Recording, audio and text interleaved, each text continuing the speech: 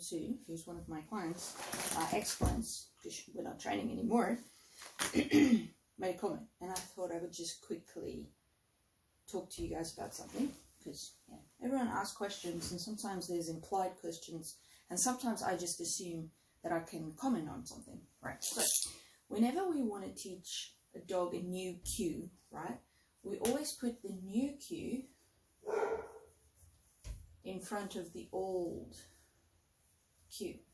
So if you want to teach a dog, let's say it's a rescue, and his name is Buddy, but you want to change it to Lucky, you say Lucky, Buddy, Lucky, Buddy. And what happens is the dog goes, wait a minute, when you say this thing that I know follows, so that must mean the same thing, okay? And then you work with, like neurological stuff, and later on this can fall away. So if you do enough repetitions, like, it becomes really reliable. So when you say this new cue and the dog responds the same way, I would say 10 out of 10 times, then okay, I don't need to use this anymore, and then you can just use that. Okay, now what I want to talk about here is if we're using marker cues, which is more feedback cues like good job, bad job, keep trying, that sort of stuff, then we need to take into account a couple of things. And that is that one of the things is we have non-verbal and we have verbal communication. Verbal communication is actually language-based, not sounds and auditory-based, language-based. Dogs are not language-based. They're sounds-based. They're auditory-based. So they use sounds, but it's not verbal. It's not language, okay? So for dogs, we'll use auditory cues. They will use sight, smell, tactile, sound, sound, sight, smell, taste, maybe, I don't know. Let's just work with that.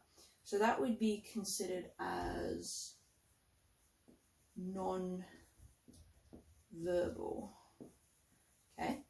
Where humans, we do that, but we also use language, okay? So we have different sounds that can mean different things in different languages. Okay, so here's the problem.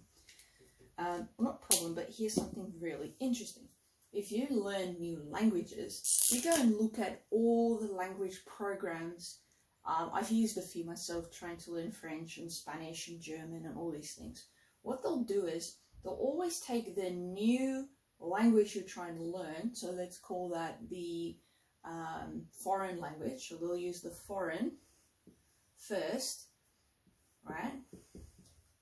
And then they'll give you your native language, right? So if I wanted to learn German, they'll go German, and then they'll put Afrikaans.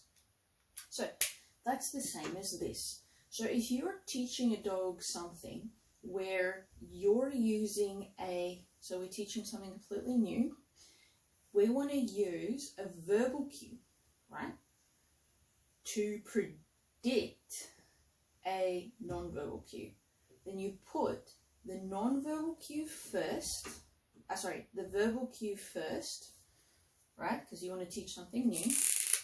So we put this one first, and then that predicts this. So in this example, the young lady said, well, I used a spray bottle to protect the cat and the dog. So I'll pick up the spray bottle, and then I'll say no cats.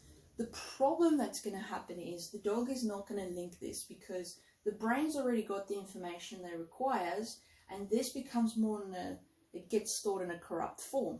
So it's kind of like when you sit there and you go, that sounds very familiar, it's like on the tip of my tongue, I don't really know what it is, which makes it very ineffective.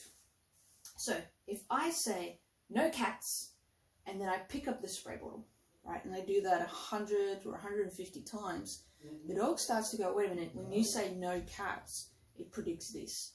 And what happens is, over time, you actually won't have to pick up the spray bottle anymore, but you have to make sure it's reliable first, okay? And what you're looking for is the response. is the same to this.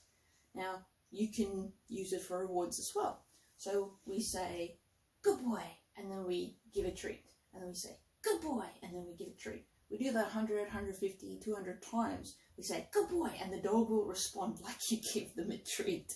It's pretty cool. Now for the professionals, and if you want to know a little more, we actually call that Pavlovian conditioning, right?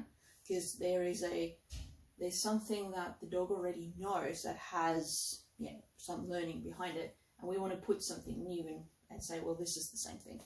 So if that's the only thing I would do, is I would say for Sue and Ollie, I'd go, no cats, and then get the bottle. Otherwise, what happens in the long run is the dog won't respond to you saying no cats. Your dog, Ollie, will only respond if the water bottle is close by. And we actually don't want the dog to see the water bottle as the police officer, right? The whole idea is, hey, when there's a police officer around, don't speed. But when there's no police officer around, don't speed. So that's kind of what you're doing. And at the end of the day, the dog, like us, we have a choice, right? We can choose to. And we can choose, and then, to be honest, if you get caught, well, the consequences, you know, are yours. You made that decision, so you can't escape the consequences. So I hope that helps. And so Sue, you know, let me know around March or so how you're doing with Ollie. And that way your verbal cue, no cats, will keep Ollie and the cats safe.